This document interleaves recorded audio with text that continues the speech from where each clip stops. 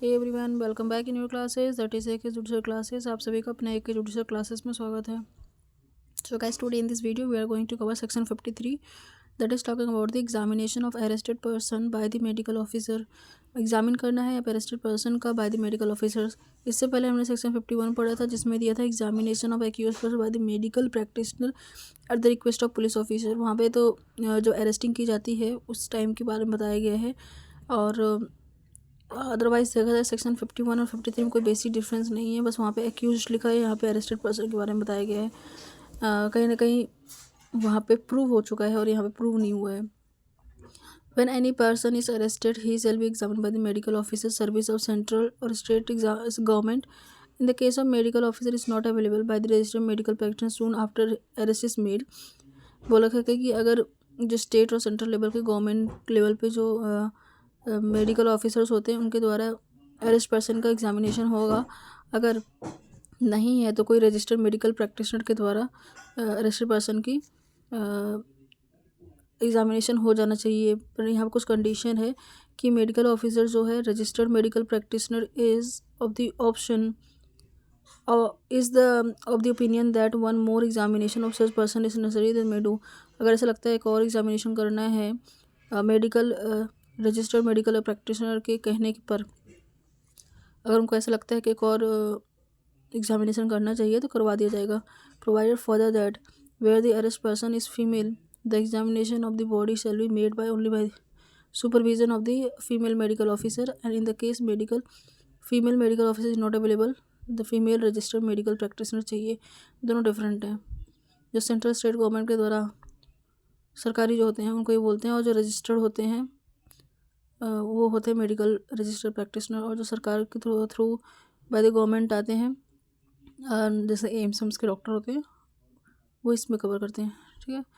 Second है कि the medical officer और registered medical practitioner so examine the arrest person shall be prepare the record of search examination mention there any injuries और marks violence. ये सब चीज़ें वही same ही है जो हमने पहले पढ़ा हुआ है।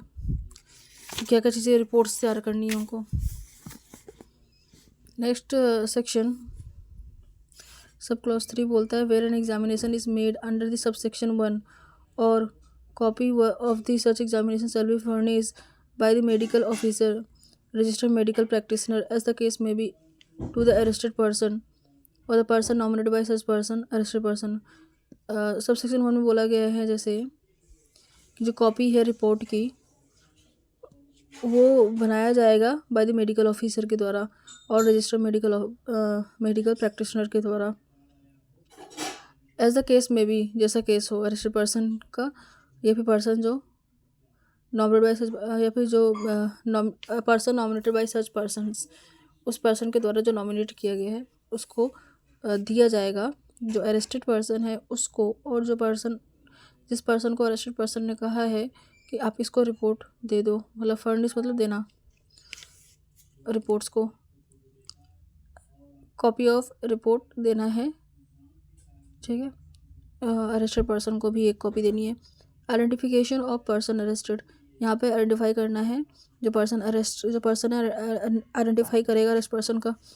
अरेस्ट पर्सन का आइडेंटिफिकेशन होगा यहाँ पे where person is arrested on the charge of committing any offence and his identification of any other person और person is considered necessary for the purpose of investigation. जैसे कि देखते फिल्म में होते 3-4 लोग को खड़ा करा दिया जाता है, फिर एक पीछे से कहीं छुपा के किसी विटनेस को बुलाया जाता है पहचान करवाने के लिए कि अरेस्ट पर्सन है कि नहीं है।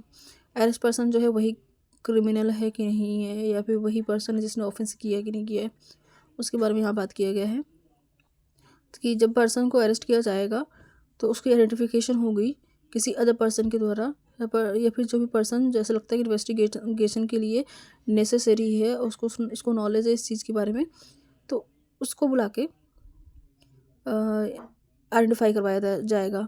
द कोर्ट हैविंग द जुडिक्शन, और यहाँ पर्पस क्या था इन्वेस्टिगेटिंग पर्पस से जिससे कि एविडेंस कलेक्ट कर सके। The court have the jurisdiction may on the request of officer in charge of police station. जो कोर्ट के पास जिस कोर्ट के पास जुडिक्शन है वो request of police officer direct the person so arrest to subject himself to identify by any person और person in such manner as the court may be deem fit. मतलब with the jurisdiction जो court हो में जो court होगा वही identify करवाएगा by the police officer. Police officer अगर रिक्वेस्ट करता है कोर्ट से उसी जुडिक्शन में तो कोर्ट ऑर्डर करवा देगी। Provided that if the person identify the person arrested is mentally और physically disable, such process of the identification shall take place under the supervision of magistrate who shall take appropriate step to ensure that such person identify the person arrested using the method that person is comfortable with an identification process and shall be recorded by any audio video electronic means। बोल रखा है अगर person कोई जो identify कर रहा है identify the person arrested is mentally और physically, provided that if the person identifying the person arrested is मतलब जिसको जो पर्सन आइडेंटिफाई कर रहा है वो मेंटली फिजिकली ठीक नहीं है तो उसकी आइडेंटिफिकेशन अंडर द मजिस्ट्रेट होगा और जो भी मेथड है रूल है रेगुलेशन है उसके अकॉर्डिंग होगा। अगर कोई पर्सन मेंटली और फिजिकली डिसेबल नहीं है और आइडेंटिफाई कर रहा है तो क्या कंडीशंस होना चाहिए, सेक्शन 55 में हम पढ़ेंगे नेक्स्ट वीडियो में। ठीक है।